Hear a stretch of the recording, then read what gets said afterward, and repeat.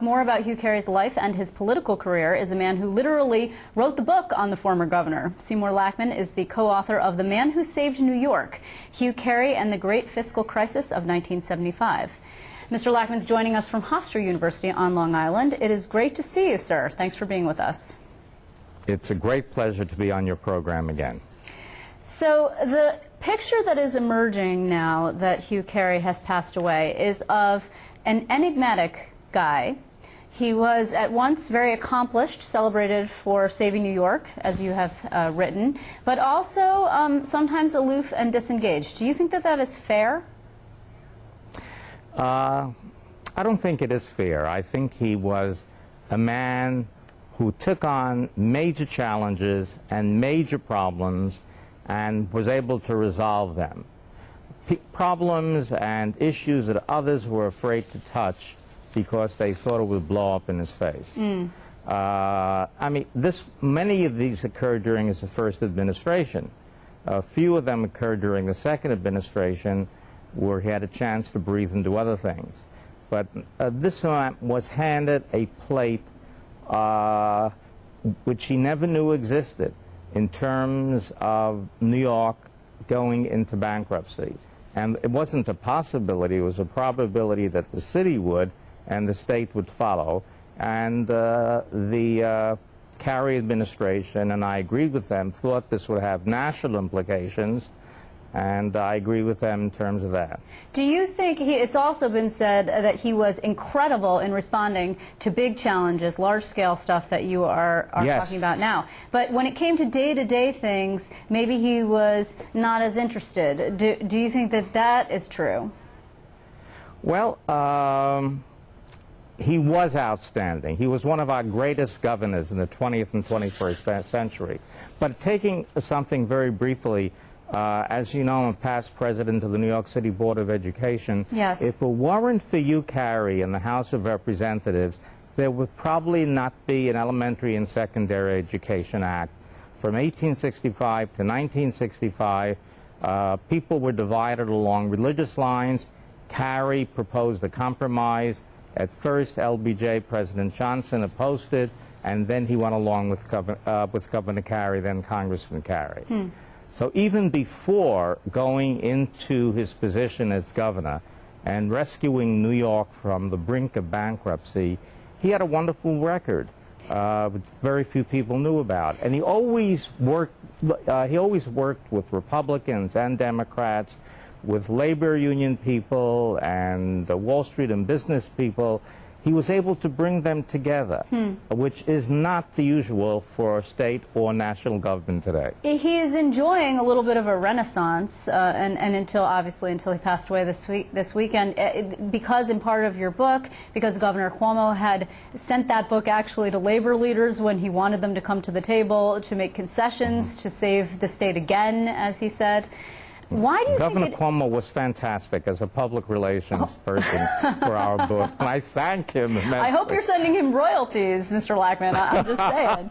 Well, first we have to get our royalties, which we haven't received yet. Then he'll get royalties afterwards. But in terms of Governor Carey, as you mentioned, there are so many things that people don't know about him. And Assemblyman McEnany was quoted in the Times-Union, and I think that this is probably sums it up quite nicely, that there are many people who were saved by Governor Carey who didn't even know about it. I mean, not only the education piece that you're talking about in Congress, the saving of the city of New York, but Willowbrook, but women, all sorts of things, right? Women have to thank him for Medicaid coverage for abortions, I believe, that he fought for. Absolutely. He vetoed the death penalty repeatedly. But why is it that people don't know about him? He's like the Rodney Dangerfield of governors in the modern era until recently. That's a very good question. In fact, when I asked for the archives from the New York State Director of Archives, he said, thank goodness, finally, someone is going to do something on Hugh Carey. Several, organizations and people have asked for the archives of Nelson Rockefeller. I don't know why. I think because he led a quiet life after he left office. And he was involved with family and personal matters, and he didn't get due justice in the media as one of the state's greatest governors. Well, what was overshadowed was his personal life, his second marriage, and sort of the highly public nature of that, and the subsequent divorce. I mean, maybe, and some of the things that he did towards the end of his tenure in the second term overshadowed some of his accomplishments, and which now, when you think about all the scandals that we've seen that far surpass anything that Hugh Carey might have done, you got to wonder why that was. Well, I think it was somewhat unfair. Remember, Hugh Carey was widowed. He was very, very close to his life partner, his wife Helen, and she was the one that said, okay, when he decided to run for governor before she died from cancer. She said, if you win, well, the family will be together in the executive mansion. If you lose, the family will be together in another home where you won't be commuting back and forth between Washington and New York. But I also think, look, Hugh Carey was a widower. He was a very lonely man, and during his first administration, he had these major problems that kept him busy day and night.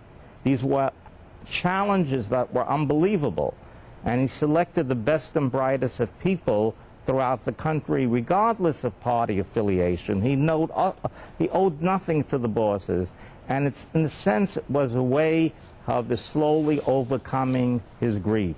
Now, the problems in the second administration were very minor. He was a widower, and unfortunately, it didn't work out. It was similar to Ronald Reagan and Jane Wyman splitting up, and then Nancy, etc. Except he never, ever, that's right. He had, not only that, but his first wife was always, in the last 25 years, uppermost and foremost in his thought. You know, what's also interesting is the timing of his death, coming at a time when the country is so divided, when the S&P has downgraded the country's credit rating for the first time in history, at a time when we are in this amazing financial downward spiral, hopefully to be checked at some point. It comes at a moment that maybe the country really needed to learn a lesson from Hugh Carey. Do you think that that's possible? Absolutely. Whether it's the man who saved New York, Hugh Carey, The Great Fiscal Crisis of 1975, or another book that will shortly come out from a columnist in one of New York City's papers. More has to be learned about this man, because the way he resolved these problems, the way he took on the problems, the way he took the Harry Truman "buck stops here" sign and put it on his desk, the way he treated his staff people, in terms of giving them all the leeway and flexibility they needed to accomplish their goals, is really unique in terms of politicians, and certainly politicians today. And bringing people together, that was, it's amazing whom he brought together. The most diverse and different groups, politically, ethnically, religiously, racially. He was an amazing man. And people were very angry at him for some of the decisions that he made. I mean, making hard decisions as a leader is a tough thing to do. I agree. I mean, the whole issue of the death penalty, which could have cost him his re-election. But he had said to me some years ago that he will never forget his experience in liberating Mauthausen concentration camps. And he saw what could happen if individuals had the feeling that they had the right to kill other people for whatever reason. In fact, I remember, since I was in his congressional district and worked for him as a graduate, a volunteer for him as a graduate student, on 13th Avenue in Brooklyn, a man ran out of a store when they heard he was campaigning. And he wasn't supposed to win. And only 6% of the people in New York knew who he was in the Democratic primary. And the man hugged him and kissed him and began crying.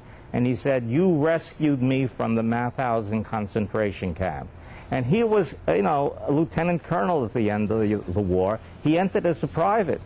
No West Point experience, anything like that. And he rose to the top.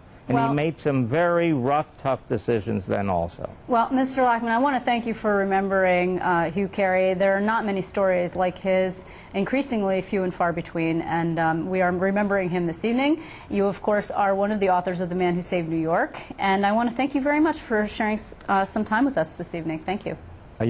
You're very welcome, and thank you for having me on the program.